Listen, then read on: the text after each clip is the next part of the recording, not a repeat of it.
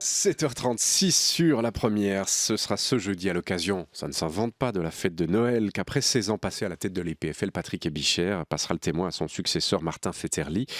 Le chercheur mathématicien qui a déjà été vice-président de l'institution n'entend pas se contenter de gérer la succession de la très renommée École Polytechnique Fédérale de Lausanne. Il va pousser ses réformes notamment, et on va en parler dans un instant, celle de l'évaluation de la science en accélérant la diffusion gratuite du savoir et des résultats de la recherche, ce qui pourrait être aussi là la patte du président du Conseil national de la recherche, autre fonction du nouveau président de l'EPFL qui est avec nous. Bonjour Martin Fetterli.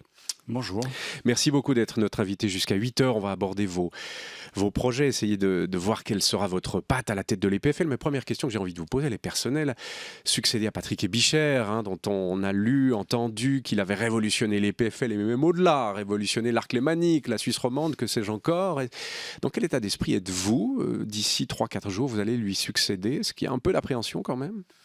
Écoutez, on m'a posé la question tellement souvent. Mais je vous la repose parce qu'on est là, on est à bout touchant là. Aussi du côté privé que j'ai une réponse standard, c'est « Mais qui est donc Patrick Ebichère ?» Vous avez peut-être la réponse, non? Alors c'est un ami, c'est quelqu'un avec qui j'ai beaucoup travaillé, avec lequel on partage beaucoup de passion pour la science, mais aussi au-delà de la science, et qui a fait un travail admirable à l'EPFL. Et donc il y a une passation de pouvoir et il y a un futur. Et l'EPFL, oui, c'est Patrick Ebichère, mais c'est aussi 350 profs, 10 000 étudiants, plusieurs milliers de collaborateurs. Donc c'est Patrick Ebichère, une grande équipe, et je me réjouis beaucoup de reprendre cette grande équipe et de continuer d'avancer. Et là, vous avez fait preuve de beaucoup d'humour avec cette question. En me retournant à la question, qui est donc Patrick Ebichère? L'humour, ce sera peut-être aussi votre marque de fabrique dans la gestion de ce gros bateau qu'est l'EPFL? Écoutez, je suis un grand fan des Monty Pythons, donc oui. Ben voilà, c'est le nonsense anglais, les Monty Python. Pour aborder de front votre patte, vous voulez aussi, je crois, et on en parlait tout à l'heure à travers un sujet du journal de 7 heures, ce qui vous tient à cœur en tout cas, c'est de révolutionner l'évaluation de la science. On sait que le système actuel, depuis des décennies, passe par les publications dans des revues spécialisées dont les abonnements sont très très chers. On parlait de 18 000 francs pour l'abonnement à Science de l'EPFL. Vous voulez en finir avec ce système, en tout cas en partie, c'est ça, Martin Fetterli, vous allez mettre l'accent là-dessus? Alors écoutez, c'est pas moi tout seul qui vais en finir avec ce système. C'est collaborativement, les scientifiques doivent reprendre le contrôle de la chaîne de publication. Et c'est un sujet qui nous a beaucoup occupé au Front National ces 4 dernières années. C'est un sujet qui va continuer de nous occuper. La raison, elle est toute simple, c'est que la révolution de l'Internet, qui a été l'Internet, le World Wide Web, a été inventé par les scientifiques pour partager les données et le savoir, donc il y a plus de 25 ans au CERN. Il a révolutionné tous les autres domaines de la société. Si vous pensez ce que vous faites sur votre téléphone mobile ou quand vous êtes en train de surfer. Mais la science n'a pas été révolutionnée. Ce qui est un paradoxe, puisque ça a été inventé pour diffuser le savoir. C'est paradoxal. Exactement. Donc maintenant, c'est le temps que la science utilise toute la puissance d'Internet pour partager le savoir. Vous dites reprennent le contrôle, que les scientifiques reprennent le contrôle sur la diffusion de leurs recherches. Ils l'avaient perdu à travers ce système des revues spécialisées? Absolument. Quand la science moderne a été inventée à Cambridge par Newton et d'autres il y a plus de 300 ans, ils ont inventé le concept du journal avec peer review, c'est-à-dire que les articles sont envoyés pour être relus, etc. Et puis, ce système a révolutionné la science, a transformé l'alchimie en chimie, en particulièrement.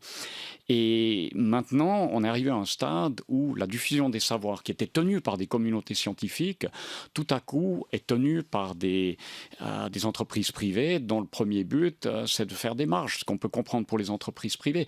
Et les scientifiques ont lâché le contrôle. À mon avis, c'est une erreur pour la science et c'est une erreur pour la société. Vous avez des appuis d'autres universités européennes ou mondiales pour mener ce combat-là ou pour suivre cette route-là et diffuser ce savoir de manière massive? Évidemment, vous n'allez pas être tout seul. Avec quels appuis allez-vous cheminer? Alors, toutes les agences de financement dans le monde savent que c'est un immense problème parce qu'on paye plusieurs fois pour la même recherche. On paye le doctorant qui fait la recherche, on paye les abonnements dans les universités Très et cher, on hein. paye 18 000 très francs, on cher. disait, pour les PFL, pour la revue Science. Et on paye pour le open access. Donc, on paye 3 fois pour la même chose. Donc, si vous expliquez aux contribuables que vous payez 3 fois pour une chose, c'est pas vraiment populaire. Et donc là, toutes les agences de financement, je pense les universités aussi commencent à le sentir et les scientifiques eux-mêmes commencent à utiliser des plateformes qu'on appelle les preprint servers, comme Archive, où on met en fait les publications dès que les résultats sont à disposition. Et tout ça est gratuit ou très peu coûteux? Alors ceci est beaucoup moins coûteux que certaines des revues qui sont tenues par des entreprises dont les profits sont astronomiques. Et clairement, Martin Fetterly, si je pose la question comme ça, des revues comme Science ou autre, Nature se font trop de marge, ça coûte trop cher? Je pense Science and Nature, c'est pas les pires. Il y en a d'autres qui sont encore pires.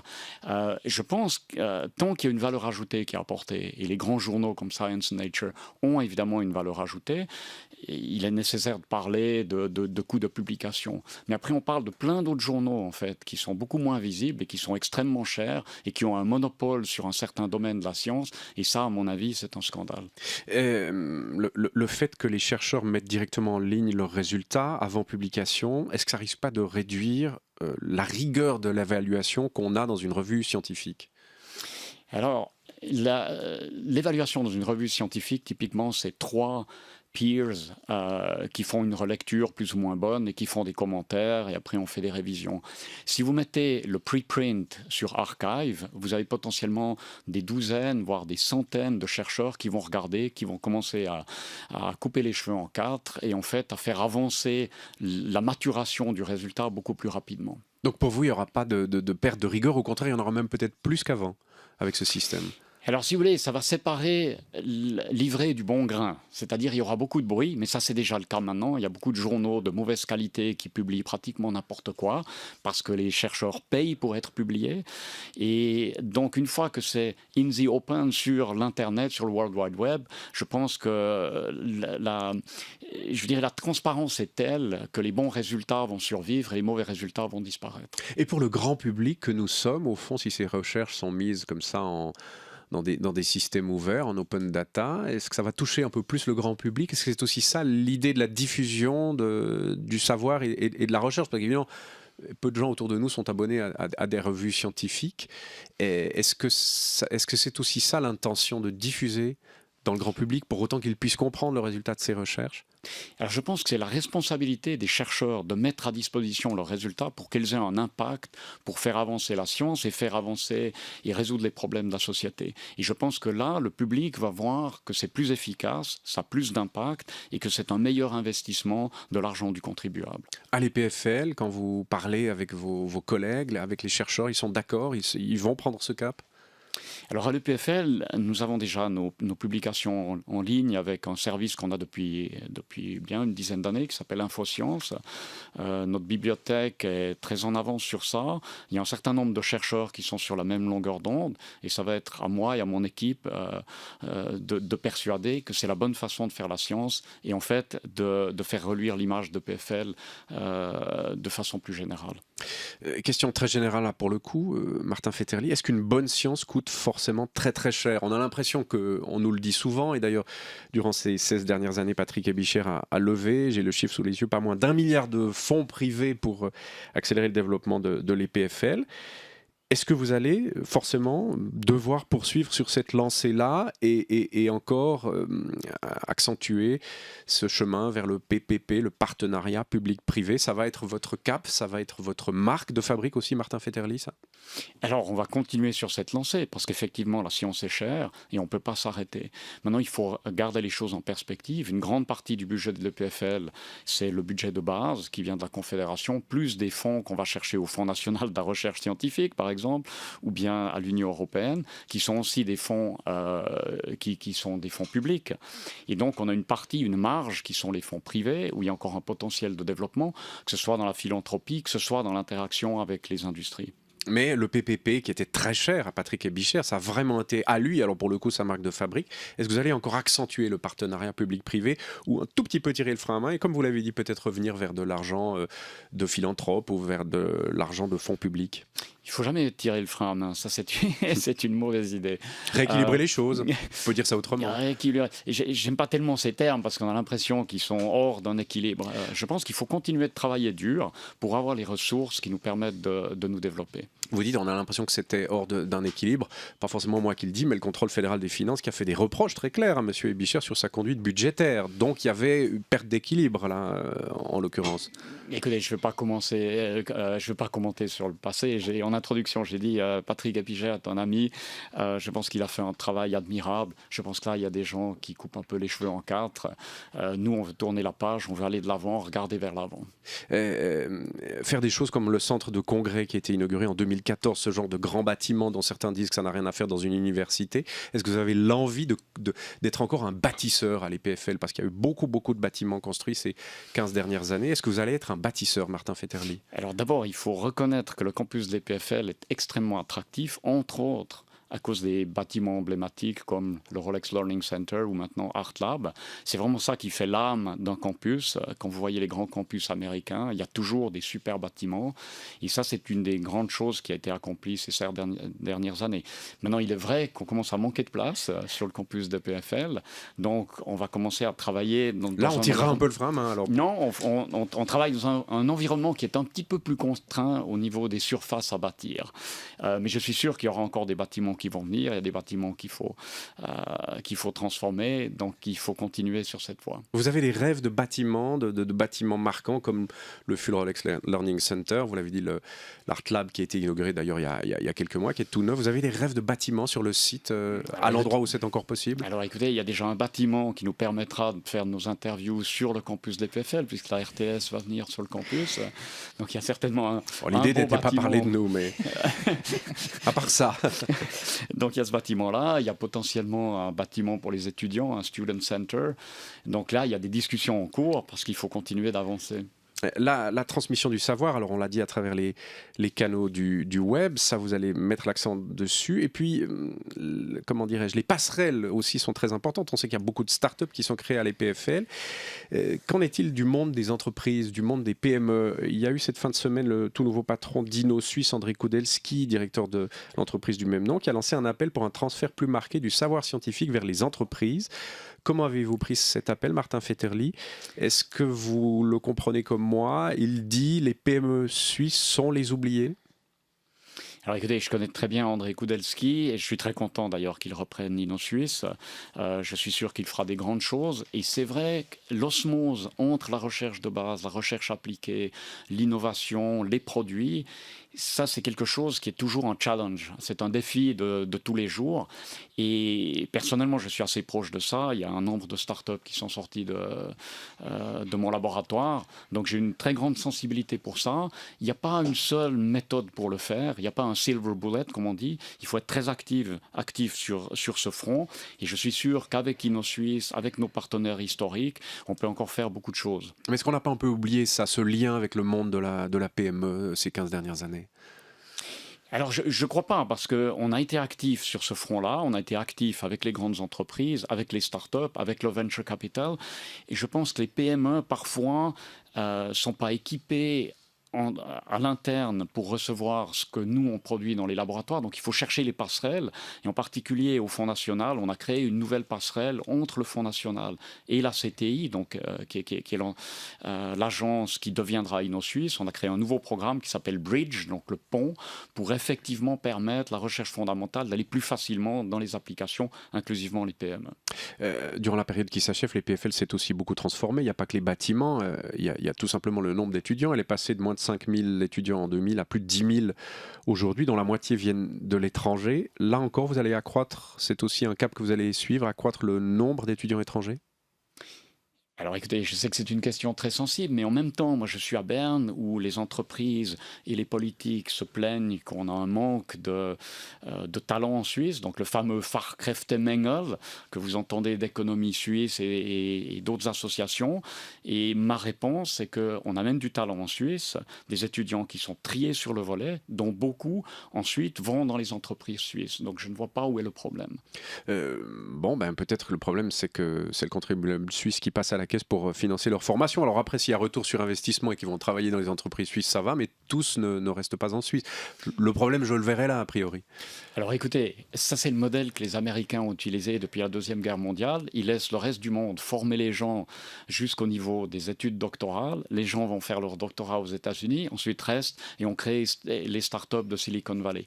Et donc là, ce qu'on fait en fait, c'est qu'on prend du talent qui a été formé ailleurs et donc le contribuable suisse, en fait, il ne paye même pas. Ces gens font de la recherche sur des financements du Fonds national et s'ils le désirent, ils vont trouver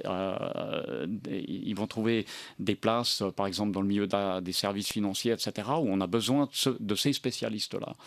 Est-ce qu'on a les chiffres, justement, la moitié de ces étudiants viennent de l'étranger. On sait combien de cette moitié-là reste en Suisse ensuite? Alors écoutez, c'est une très bonne question et que j'allais regarder dans le détail. Là, je n'ai pas les chiffres, mais ma prédiction, c'est qu'il y a les gens qui restent dans le milieu académique et qui vont circuler dans le monde entier, et ceux qui vont dans le monde de l'entreprise, très souvent, ils restent en Suisse. Mais la proportion, vous n'avez pas encore précisément. Mais ça, c'est intéressant, effectivement, à creuser pour pouvoir répondre aussi aux critiques de certains milieux. Martin Fetterli. On va aborder des sujets de front qui concernent aussi la recherche et la formation. Et on verra aussi ce qu'il en est de l'application du 9 février 2014 dans un instant. Les coûts de la formation explosent. Et malgré la pression des économies, les élus, Esther Coco, ne cessent d'augmenter les dépenses pour la recherche et la formation. C'est un article à lire dans la Luzerner Zeitung ce matin. Les dépenses pour la formation et la recherche ont passé de 4,3 milliards en 2002 à plus de 7 milliards dernièrement, bien plus que l'augmentation moyenne des dépenses de la Confédération. Et pourtant, le Parlement vient de refuser la proposition du Conseil fédéral qui voulait limiter l'argent versé à la recherche en raison des restrictions budgétaires. La formation et la recherche, c'est la vache sacrée des élus, déplore l'UDC nidwaldien Peter Keller. On dit que la formation est la seule matière première de la Suisse et c'est la fin de la discussion. Or, à ses yeux, plus d'argent ne signifie pas forcément une meilleure qualité. L'élu UDC montre aussi du doigt les élus spécialistes du domaine dont les intérêts sont souvent liés à ceux des hautes écoles. Mais dit le journal, ce n'est de loin pas la seule cause de ce soutien. La formation est un facteur clé du succès de la Suisse, estime-t-on au PDC. Même le PLR, d'habitude regardant sur les dépenses, est prêt à dénouer les cordons de la bourse car il y a toujours plus d'étudiants et les exigences liées à la formation ne cessent d'augmenter. L'UDC n'est pas très content, Martin Fetterli. Est-ce que véritablement plus d'argent signifie formation de meilleure qualité? Est-ce que ça marche toujours dans ce sens-là?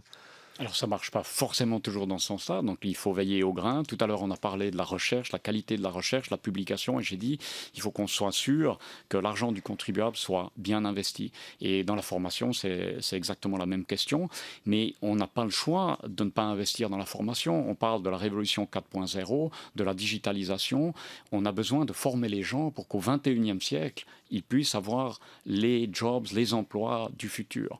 Et ça va nous coûter dans la formation. L'augmentation des budgets de la formation est une fatalité. On a un peu cette impression-là, non ? Écoutez, si vous avez des enfants, vous savez que l'éducation de vos enfants, c'est le meilleur investissement pour l'avenir. Et donc un pays a exactement la même responsabilité vis-à-vis de ces jeunes. Et donc l'investissement dans l'éducation, c'est le bon investissement. Abordons maintenant les conséquences du 9 février 2014. Alors là, on est à bout touchant, on le disait tout à l'heure, avec la solution de l'emploi, de la préférence indigène qui se profile. Les suites du 9 février occupent toujours toutes les pensées des élus et du gouvernement ce matin. Oui, pendant que le Parlement met au point la solution de préférence indigène pour appliquer le 9 février, le Conseil fédéral travaille déjà sur l'étape d'après, un contre-projet à Rasa. Cette initiative qui veut carrément biffer l'article 121A accepté de justesse en 2014. 2014. Le Blick fait état de la discussion du Conseil fédéral à ce sujet lors de sa séance vendredi dernier.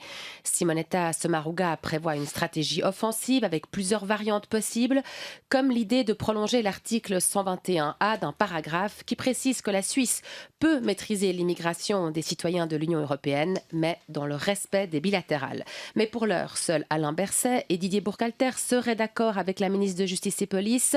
Les deux ministres UDC refusent, eux, l'idée d'un contre-projet, tandis que Johan Schneiderman voudrait simplement supprimer le délai pour trouver une solution. Les élus, eux, attendent maintenant une position offensive du gouvernement sur ce sujet. Martin Fetterli, depuis le vote du 9 février 2014, il y a bientôt 3 ans, la Suisse est exclue des financements de la recherche que l'Europe accorde aux États membres et associés. Même si ces financements ne représentent, je crois, que 10%, il y a quand même eu un gros problème de visibilité. On en a vraiment payé le prix, là, depuis 3 ans? Alors écoutez, nous sommes en fait partiellement réassociés à Horizon 2020 depuis l'automne 2014. Donc on a vraiment été dehors du système pendant 6 mois, puis maintenant on est partiellement dans le système. Moi j'ai vu ça, j'étais aux premières loges au Front National, puisqu'on a dû, dans l'urgence, en fait, créer des mesures d'accompagnement pour pallier au fait qu'on avait été exclu du financement de Bruxelles, en particulier pour le fameux European Research Council, donc qui sont l'agence de financement qui organise les Jeux olympiques de la science, si vous voulez, en Europe. Moi, je pense qu'on a réussi à survivre ce coup-là, mais ça a déjà commencé à se montrer, parce que quand on recrute, par exemple, des profs étrangers, ils nous demandent tout de suite, oui, mais est-ce que si on vient en Suisse, est-ce qu'on aura accès au financement européen? Et là, vous leur répondez, c'est flou. C'est incertain. Alors pour l'instant, c'est flou. Alors j'espère que le Parlement prendra les bonnes décisions cette semaine. Aujourd'hui, vendredi le 16, j'espère que le Conseil fédéral, j'ai confiance en nos politiques, qu'on trouvera la solution, parce qu'il n'y a pas de recherche nationale. La recherche, c'est une compétition internationale. Et pour une école comme le PFL, ce serait vraiment extrêmement grave si on était exclu des projets européens. Si on ne débouche pas avec cette solution, est-ce que vous avez un plan B du côté de l'EPFL?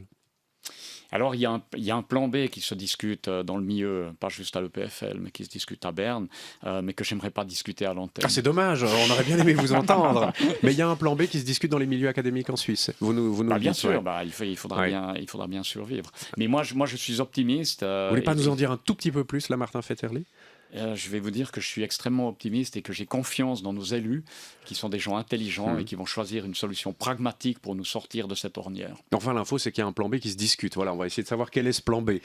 C'est ça notre travail à nous, de journalistes. La mise en service du tunnel du Gothard hier, Valérie Droux. Tunnel qui est toujours plus tendance à lire dans plusieurs journaux romans ce matin. Et vous y étiez d'ailleurs hier dans ce premier train voyageur à travers le Gothard, Martin Fetterli. On vous voit dans le matin d'aujourd'hui. Vous faites un selfie avec le patron des CFF, Andreas Meyer. Mais bon, les tunnels et leur avenir, donc, dans l'Express et l'Impartial ou le Nouvelliste ce matin, interview de Nicolas Steinmann, ingénieur auprès d'Alp Transit Gothard. L'article liste d'abord des projets tous plus incroyables les uns que les autres, traversés sous une mer en Chine, sous le détroit de Gibraltar ou de Bering, tube Hyperloop en Californie ou même Swiss Metro qui renaît de ses cendres. Justement, ces deux derniers projets à lévitation magnétique permettraient de très haute vitesse, 500 km/h pour la Suisse, 1200 pour le projet californien. Mais l'ingénieur n'y croit pas. La Suisse, à son échelle, n'en a pas besoin. Et de rappeler qu'une ligne commerciale de ce type en Chine n'a jamais été rentable. Pour Nicolas Steinmann, des projets de prestige restent imaginables, mais c'est tout. Pas sûr non plus, dit-il, que ce soit plus écologique qu'un transfert en avion. C'est vrai qu'on revoit le mot Swiss Metro depuis quelques jours, qui est d'ailleurs né au sein de l'EPFL il y a une quarantaine d'années, des ingénieurs de l'EPFL. Martin Fetterli, vous y croyez encore à Swiss Metro? On dit qu'il renaît de ses cendres, c'est vrai? Écoutez, l'idée qui est derrière Hyperloop, et ce soir je vais à Genève écouter le CEO de Hyperloop, c'est une idée qui est sortie de l'EPFL, c'est une idée de Marcel Juffert, professeur honoraire. Qui était à la base de Swiss Metro aussi. Exactement. Oui. Et donc de faire un train à lévitation, c'est une idée qu'il faut mettre sur la table. Enfin, si vous allez à Shanghai, vous pouvez aller de l'aéroport au centre-ville. Mais avec en Suisse, maglev. la question c'était en Suisse. Le projet cargo souterrain, que je ne connais pas dans le détail, mais c'est un projet qui est intéressant. On est dans un pays qui est extrêmement construit de façon extrêmement dense, on a vraiment des problèmes pour construire des infrastructures. Mais qui n'est pas à lévitation, hein, cargo souterrain. Oui, mais qui profite du fait qu'on peut faire un système, si vous voulez, souterrain qui ne mange pas de la surface de terrain constructible, qui est automatique, qui est efficient et qui correspond à ce qu'on fera pour le transfert des marchandises, je pense, au XXIe siècle. Mais un métro en Suisse, c'était ça la question, à lévitation, ça a des chances un jour de renaître de ses cendres ou plus du tout? Alors écoutez, peut-être qu'il y aura une version qui se fera. Moi j'étais hier, effectivement j'ai traversé le tunnel du Gothard, qui est vraiment une de ces infrastructures incroyables que la Suisse peut se payer, peut construire, qui a été ouverte le jour où ça devait être fini, etc. Fabuleux, ça donne aussi une très bonne réputation à la Suisse. Moi je pense qu'on a besoin de projets comme ça qui font aussi rêver les jeunes pour faire les métiers d'ingénieur, parce qu'il y a vraiment des super projets qu'on peut faire. On peut rêver aussi à travers un tunnel. Merci beaucoup Martin Fetterli. L'heure est déjà dépassée les 8 heures. Vous entrez en fonction le 16 décembre, dans quelques jours, à la tête de l'EPFL. Bonne journée. Merci beaucoup, bonne journée.